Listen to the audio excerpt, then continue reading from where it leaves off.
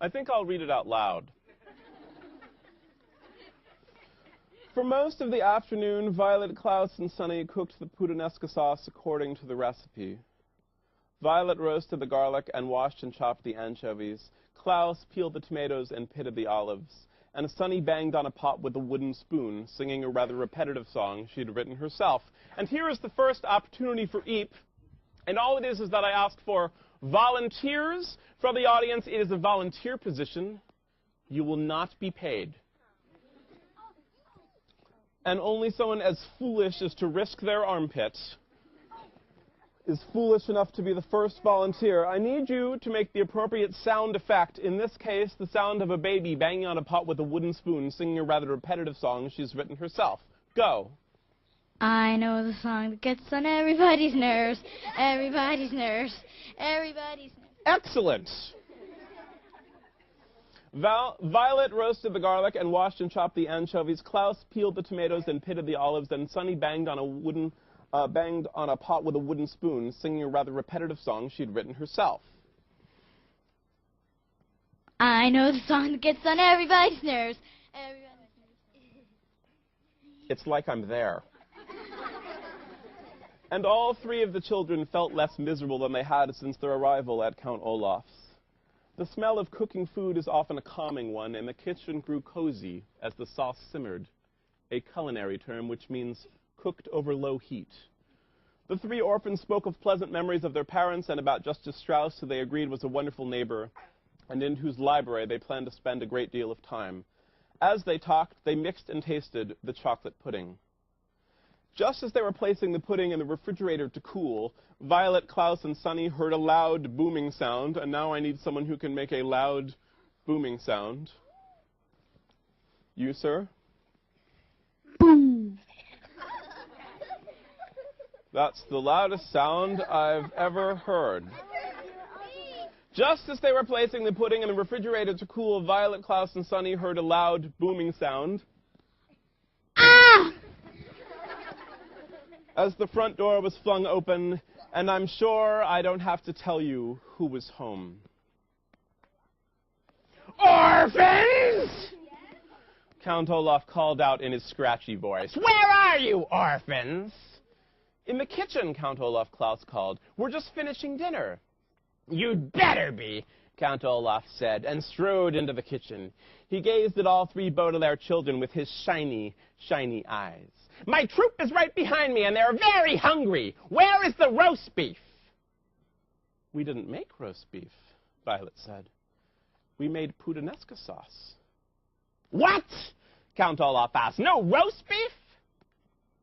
You didn't tell us you wanted roast beef, Klaus said. Count Olaf slid toward the children so that he looked even taller than he was.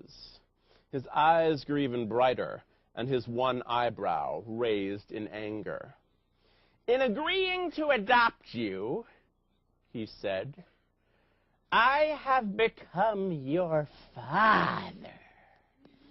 And as your father, I am not someone to be trifled with. I demand that you serve roast beef to myself and to my guests. We don't have any, Violet cried. We made puttanesca sauce. No, no, no! Sunny shouted. Count Olaf looked down at Sunny, who had spoken so suddenly. With an inhuman roar, and now I need someone who can make an inhuman roar. Why, you scarcely look human at all. Try. No, no, no! Could you try and make yourself sound even less human than perhaps you are?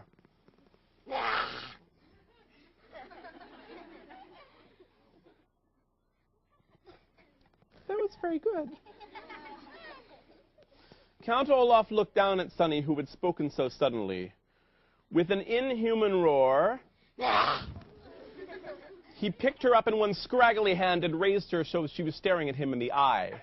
Needless to say, Sunny was very frightened and began crying immediately, too scared to even try and bite the hand that held her. Put her down immediately, you beast, Klaus shouted. He jumped up, trying to rescue Sunny from the grasp of the Count, but he was holding her too high to reach. Count Olaf looked down at Klaus and smiled a terrible, toothy grin, raising the wailing Sunny up even higher in the air.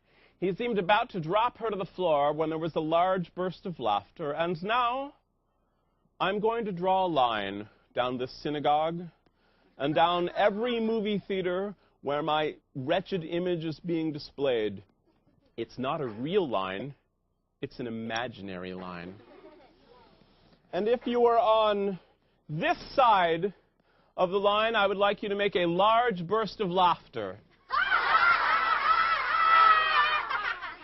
No, that was pretty good, but you sounded like a group of predominantly young people being entertained by a genius children's author, and really, you should sound more like a group of drunk and unruly adults coming home from a party. So try again.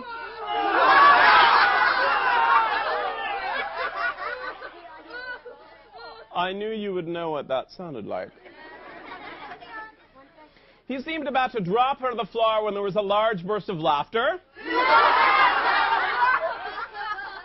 In the next room. Olaf! Where's Olaf? Voices called out. Count Olaf paused, still holding the wailing Sunny up in the air, as members of his theater troupe walked into the kitchen. Soon they were crowding the room, an assortment of strange-looking characters of all shapes and sizes.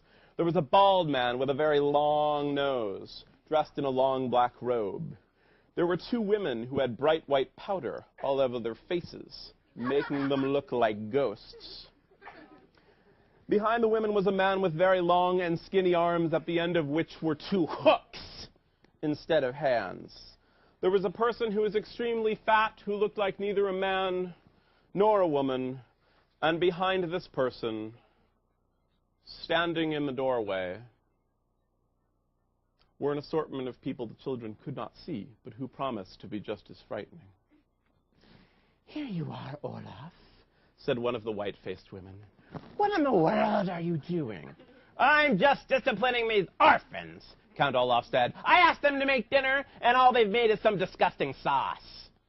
"You can't go easy on children," the man with the hook hand said. "They must be taught to obey their elders." The tall, bald man peered at the youngsters. "Are these," he said to Count Olaf, "those wealthy children you were telling me about?" "Yes," Count Olaf said. "They're so awful I can scarcely stand to touch them." And with that, he lowered Sunny, who was still wailing, to the floor. Violet and Klaus breathed a sigh of relief, and now if you did not make a large burst of laughter, I would like you to breathe a sigh of relief.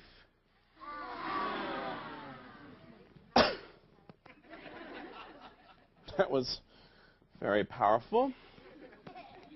Violet and Klaus breathed a sigh of relief